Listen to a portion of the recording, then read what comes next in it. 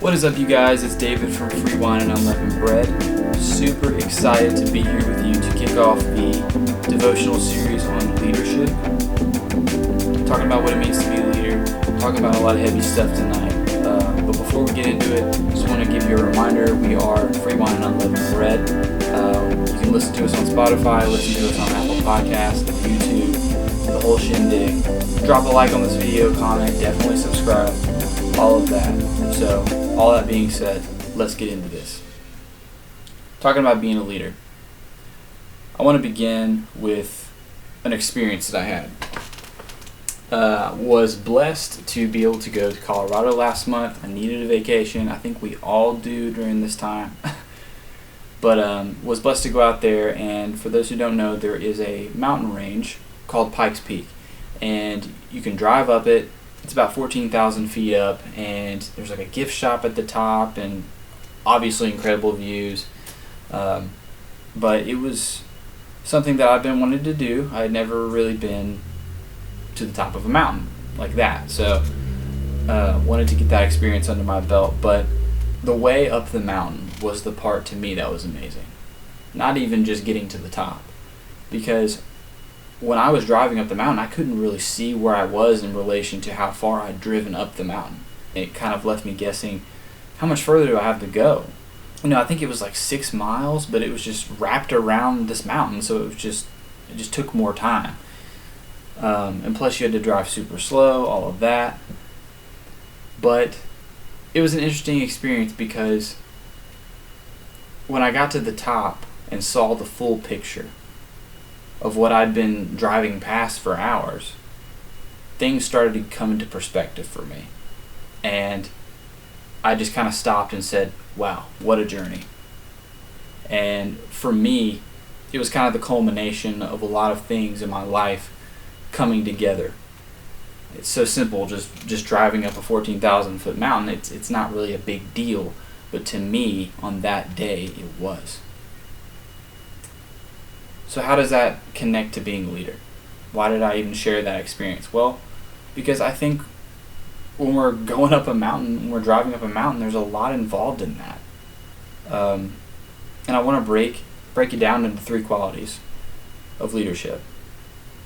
There's ownership, which is owning your mistakes, owning who you were, taking responsibility. I think that's the drive up for me.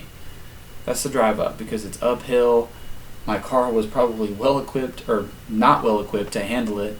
There were temperature changes. You had to drive super slow. There was animals everywhere, other drivers. There's a lot involved, right? So I think that's the challenging part. Then there's consistency.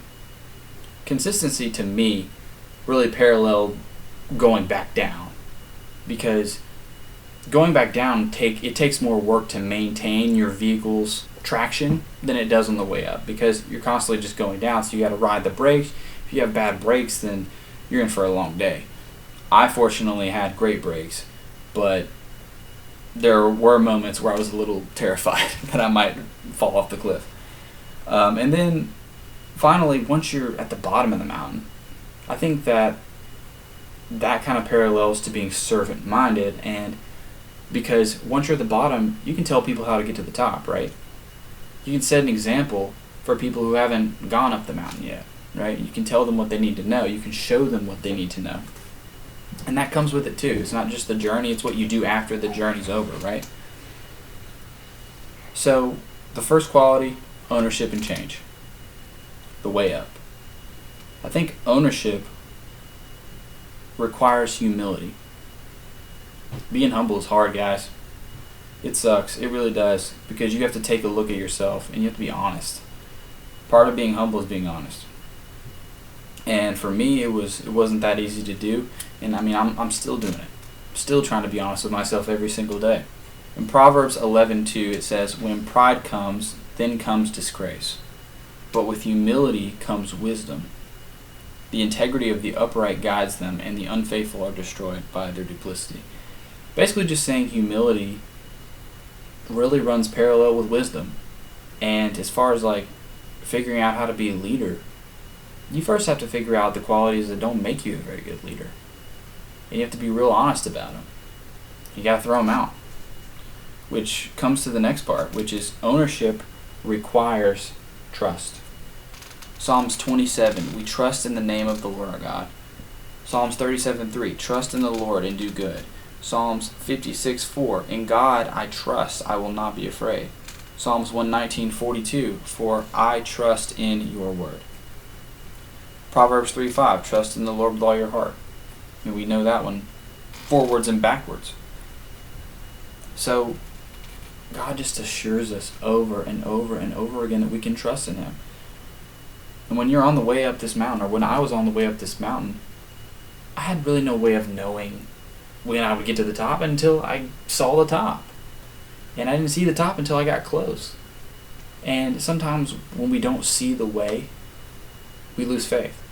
When we don't see where we're supposed to go, we start questioning where we're going in the first place.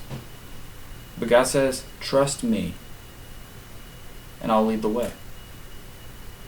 And so that's what we got to do. After we become humble and we're honest about those qualities that don't make us a good leader, we have to trust that God's going to give us those good qualities, or at least help us work on our weaknesses to become the leader that he wants us to be, that he's called us to be. And I think the road is meant to seem endless in this world. But I think that God tells us where our destination is. That's what's different for us, you know? We know where we're going. We know where we're supposed to be. He tells us what our goal is. So, ownership requires humility. Ownership requires trust. And lastly, ownership requires a willingness to change. And that's not easy either. Putting yourself aside is so important because leaders don't really look out for themselves. They look out for others. Getting out of your comfort zone. Getting out of your comfort zone is incredibly important because it shows that you can adapt. You got to be willing to change. You got to be willing to put yourself aside. And I think that leadership is born out of this mindset. First becoming humble, then trusting, and then having the willingness to change. Now you've got the mindset. Next time we're going to talk about consistency and putting that mindset into action, because it doesn't mean anything if you can't back it up with action. That is going to do it for this episode. I hope you guys enjoyed it. Like I said, please go and follow us on Instagram, drop a like, comment, subscribe to our channel, and we will see you next time.